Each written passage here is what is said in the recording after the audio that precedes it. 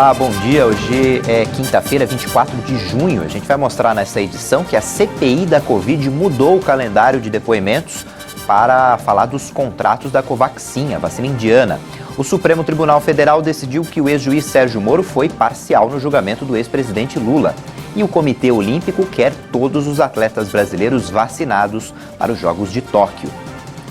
O ministro do Meio Ambiente, Ricardo Salles, pediu demissão. O atual secretário da Amazônia e Serviços Ambientais da pasta, Joaquim Álvaro Pereira Leite, foi nomeado para o cargo.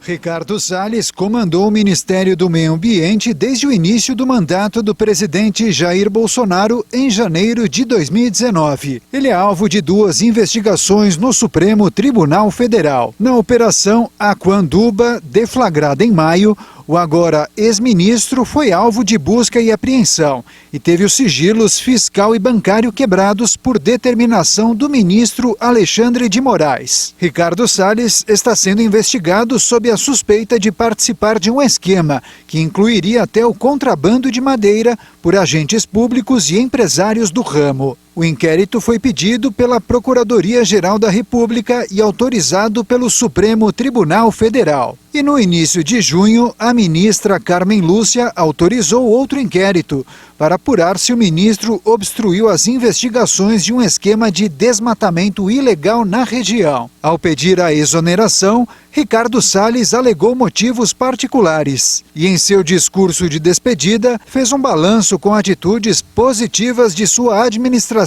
à frente do ministério, desejou sorte ao novo ocupante do cargo e se defendeu das acusações. Não é possível que a gente criminalize, tente dar um caráter de infração ou de criminalização de opiniões diferentes, de visões diferentes. A sociedade brasileira precisa desse avanço. Nós experimentamos, ao longo desses 2 anos e meio, muitas contestações sobre as medidas que foram tomadas ou medidas que foram planejadas. Uma tentativa de dar a essas medidas um caráter de desrespeito à legislação ou desrespeito à Constituição, o que não é absolutamente verdade. A CPI da pandemia alterou o calendário de depoimentos desta semana para encaixar a fala do diretor do Ministério da Saúde, Luiz Ricardo Fernando Miranda. Ele será ouvido amanhã para abordar o contrato de compras das vacinas Covaxin. A CPI da pandemia vai investigar o contrato de compra da vacina Covaxin. Nesta quarta-feira, os senadores aprovaram requerimentos de quebra de sigilo com relação à compra de 20 milhões de doses da vacina indiana. Segundo os senadores, há indícios de que o contrato foi superfaturado. Cada dose da vacina teria custado 4 vezes mais que a AstraZeneca. O contrato foi intermediado pela Precisa Medicamentos e custou 1,6 bilhão de reais. Segundo os senadores, um valor 1000% mais alto que o previsto inicialmente. O relator da CPI da pandemia, senador Renan Calheiros, definiu a operação como suspeita e, por isso, o calendário de oitivas dessa semana foi alterado para encaixar a participação do diretor do Ministério da Saúde, Luiz Ricardo Fernando Miranda. O servidor é irmão do deputado federal Luiz Miranda, que disse à imprensa que levou ao presidente da República, Jair Bolsonaro, provas contundentes de que havia irregularidades na compra da vacina. Por causa das revelações, o vice-presidente da CPI da pandemia, senador Randolfo Rodrigues, pediu segurança ao deputado e à família dele. Randolfo disse que as informações apresentadas são de extremo interesse público e a vida de Luiz Miranda e os familiares precisam ser resguardadas. O deputado pediu ao presidente da CPI da pandemia, senador Omar Aziz, para ser convidado a participar da comissão na sexta-feira junto com o irmão. Se tudo aquilo que ele está falando for verdade, ou parte for verdade, são gravíssimas as acusações, inclusive sobre a questão do pichuleco, que o Pazuello, no dia que estava saindo, ele fala por que ele foi demitido. Ele disse que foi demitido, que o Pazuello foi demitido porque não aceitava corrupção. Senadores de oposição reagiram. Disseram que o trabalho da CPI está blindando governadores em negociações que precisam ser apuradas, mas defenderam que as novas informações apresentadas sejam investigadas. Óbvio que qualquer informação, qualquer denúncia que chega tem que ser aprofundada, tem que ser investigada. Aponte para onde apontar. Nós não somos seletivos, nunca fomos. Nunca impedimos que se investigasse. Agora aqui dá palco para um ex-governador condenado, cassado, traz aqui depois aprova um requerimento para fazer uma diligência para ouvir secretamente, sabe-se lá onde? A reclamação de Marcos Rogério é por conta de uma nova convocação aprovada para Wilson Witzel. Desta vez, os senadores vão ouvir o ex-governador do Rio de Janeiro em uma sessão reservada, ainda sem data e local. Como na reunião desta quarta-feira não houve oitivas, os senadores se dedicaram a aprovar requerimentos de convites, quebras de sigilo e convocações. O convidado do dia, Francisco Emerson Maximiano, representante da Precisa Medicamentos, avisou ontem que não poderia comparecer por estar em quarentena. Os senadores tinham 58 requerimentos na pauta e aprovaram 5 novas convocações, entre elas do ex-coordenador de logística do Ministério da Saúde, para falar sobre a demora na resposta da crise de falta de oxigênio em Manaus e um episódio onde vacinas que deveriam ter sido encaminhadas para o Amazonas foram levadas ao Amapá. Os senadores também alteraram o calendário da CPI da pandemia para o restante da semana.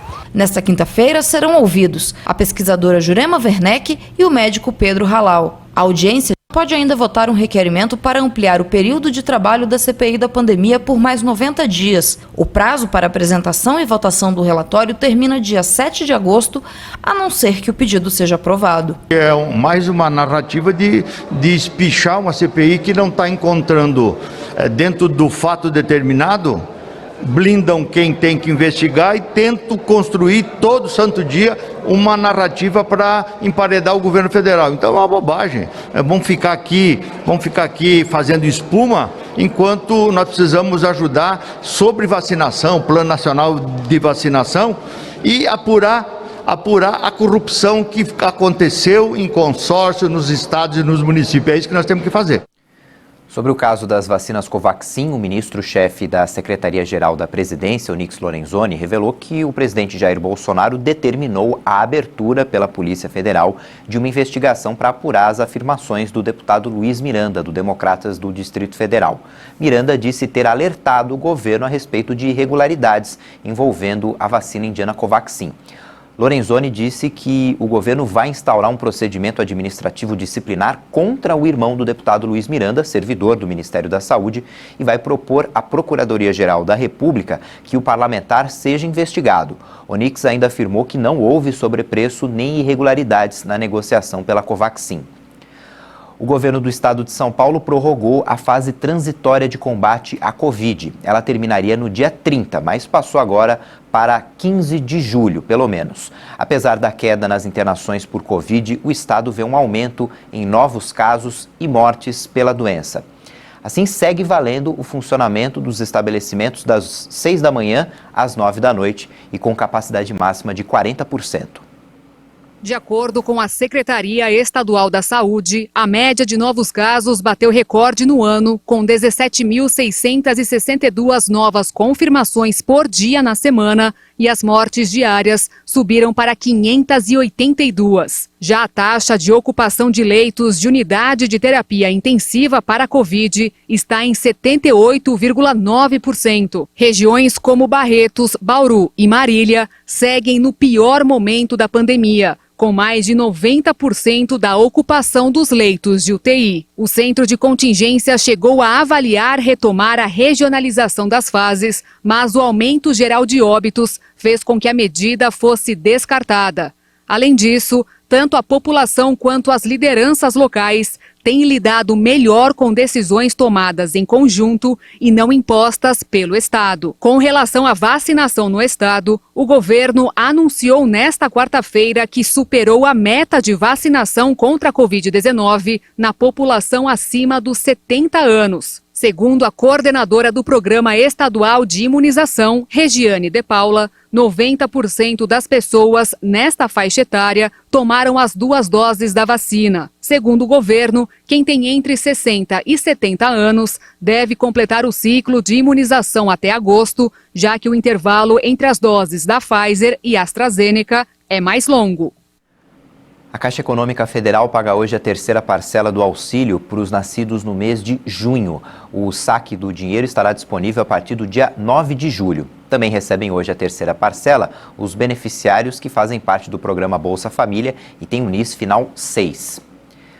Hoje em Uberlândia, no Triângulo Mineiro, o dia começou com temperaturas baixas e os termômetros marcando 14 graus. E aí, ao longo do dia, a temperatura vai esquentar. A máxima na cidade prevista para essa quinta-feira é de 29 graus. Vamos ver como é que fica o tempo hoje em todo o Brasil. As últimas imagens de satélite já mostram o céu bem carregado na região sul do Brasil. Trata-se da formação de um intenso ciclone extratropical. O sistema deverá provocar verdadeiras tempestades na região sul. Amanhã, quinta-feira, vai ser um dia de céu carregado, com chuva a qualquer hora na maior parte do Rio Grande do Sul, além da ventania que vai ultrapassar 70 km por hora em algumas localidades, descargas elétricas e risco para queda de granizo. Também tem previsão para pancadas de chuva, porém com menores acumulados entre Santa Catarina e o Paraná. Embora seja uma chuva com baixos volumes, ela também é perigosa porque vem na forma de temporal. Tem chuva na região norte do Brasil, a não ser numa faixa que vai da metade sul do Tocantins até o Acre, incluindo Rondônia. O Nordeste recebe chuva na faixa norte da região e especialmente na faixa leste, o que é bem comum nesta época do ano. Já a porção central do Brasil segue com tempo seco e, por causa desse tempo seco, a umidade relativa do ar deve cair com bastante facilidade, principalmente no centro do país, chegando a ficar em torno de 12% no meio da tarde, um valor bem prejudicial à saúde. Quanto à temperatura, a máxima não vai passar dos 20 graus em Porto Alegre, mas vai chegar aos 35 graus em Cuiabá. Depois do intervalo, a gente atualiza os dados da Covid. Foram mais de 2.300 mortes no Brasil de um dia para o outro. E a gente fala ainda da decisão do Supremo, que entendeu que Sérgio Moro foi parcial no julgamento de Lula. Voltamos já.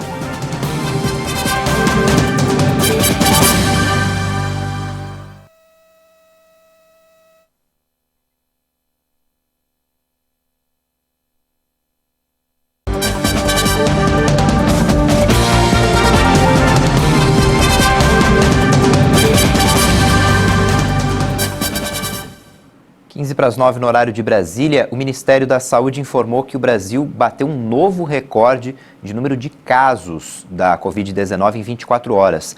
Foram mais de 115 mil. O total de mortes passa de 507 mil. O Brasil registrou mais 2.392 mortes pela Covid-19 de um dia para o outro. O total é de 507.109 vítimas da doença. Também em 24 horas, foram confirmados mais 115.228 novos casos. É o maior número desde o início da pandemia. E com isso, mais de 18.169.000 diagnósticos já foram registrados. A média móvel de mortes no país é de 1.917 vítimas por dia. A variação foi de mais 9% e indica tendência de estabilidade nos óbitos. A média móvel de casos, que está em 77.328 confirmações diárias, indica tendência de alta, com um aumento de 31% em relação aos diagnósticos registrados na média há 2 semanas. Na variação da pandemia por regiões, podemos perceber agora que 3 estados registraram alta nas mortes: Minas Gerais, Paraná e São Paulo. Em estabilidade estão 13 estados: Alagoas, Bahia, Goiás, Maranhão, Mato Grosso, Paraíba, Piauí, Rio de Janeiro, Rio Grande do Sul, Roraima, Santa Catarina, Sergipe e Tocantins. 10 unidades da federação registram queda: Acre, Amapá, Amazonas, Ceará, Distrito Federal, Espírito Santo, Mato Grosso do Sul, Pará, Pernambuco e Rio Grande do Norte. O estado de Rondônia não atualizou os dados. O Brasil já aplicou mais de 92.782.000 doses de vacinas contra a Covid. De acordo com o Ministério da Saúde e as secretarias estaduais de saúde, mais de 67.890.000 brasileiros foram vacinados com a primeira dose, que é o segundo maior número de doses aplicadas desde o início da vacinação em um só dia. Isso equivale a 32,6% da população. Mais de 24.891.000 pessoas, ou 11,75% da população, já receberam a segunda dose. De um dia para o outro foram aplicadas 1.683.000 doses de vacinas. Os estados que mais vacinaram a população proporcionalmente são Mato Grosso do Sul, Rio Grande do Sul e Espírito Santo. O Supremo Tribunal Federal entendeu que o ex-juiz Sérgio Moro foi parcial ao julgar o ex-presidente Luiz Inácio Lula da Silva no processo do triplex do Guarujá, no litoral paulista. Por 7-4, o tribunal confirmou uma decisão da segunda turma, de abril, que decretou a suspeição de Moro nesse caso, em que o ex-presidente petista tinha sido condenado em julho de 2017. Com a decisão, todas as medidas tomadas pelo ex-magistrado no julgamento do ex-presidente Luiz Inácio Lula da Silva serão anuladas e o processo terá que ser retomado do zero na Justiça Federal de Brasília, para onde o processo foi transferido em abril deste ano. O plenário da Corte já havia formado maioria a favor desse entendimento no dia 22 de abril, por 7-2. Na ocasião, os votos contrários foram dos ministros Edson Fachin e Luiz Roberto Barroso. Na sequência, o ministro Marco Aurélio Mello pediu vista do processo para analisar os autos e o julgamento foi retomado para a conclusão.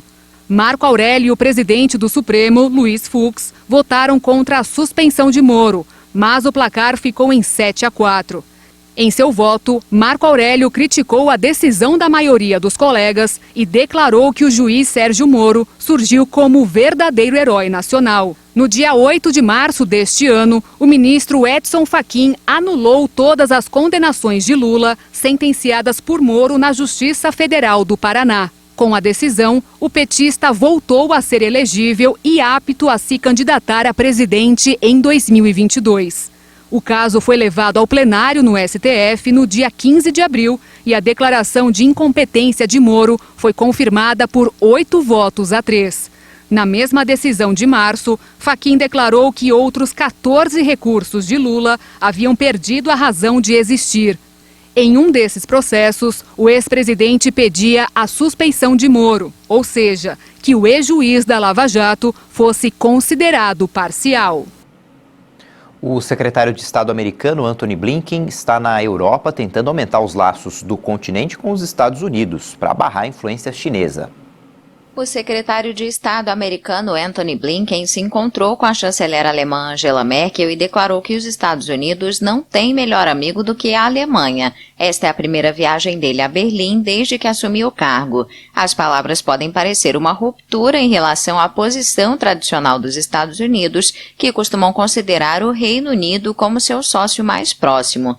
Estados Unidos e Alemanha prometeram formar uma frente comum contra qualquer provocação russa na Ucrânia.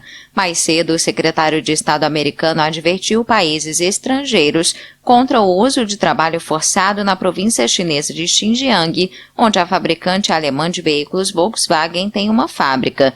Ele também pediu nesta quarta-feira a retirada das forças estrangeiras da Líbia, pouco antes de uma reunião em Berlim sobre o processo de paz no país, desestabilizado por um conflito que começou há uma década.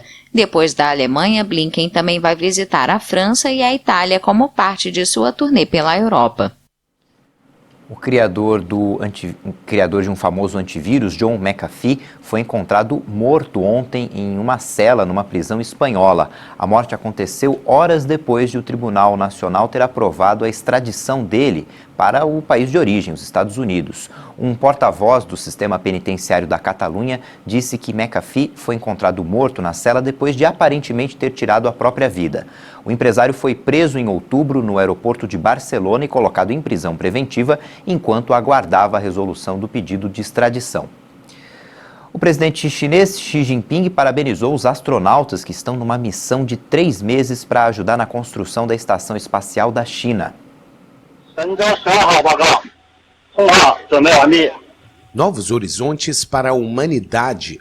Foi assim que o presidente chinês Xi Jinping qualificou o trabalho de 3 astronautas que estão a bordo da Estação Espacial do país desde a última quinta-feira.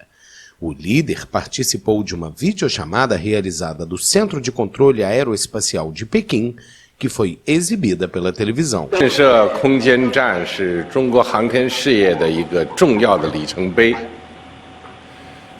Construir uma estação espacial é um marco importante para a causa dos voos espaciais. Trata-se de uma contribuição que abre novos horizontes para o uso pacífico do espaço pela humanidade. Vocês são os representantes de incontáveis lutadores na nova era dos voos espaciais da China. Eu espero que vocês cooperem de perto para completar totalmente suas funções restantes.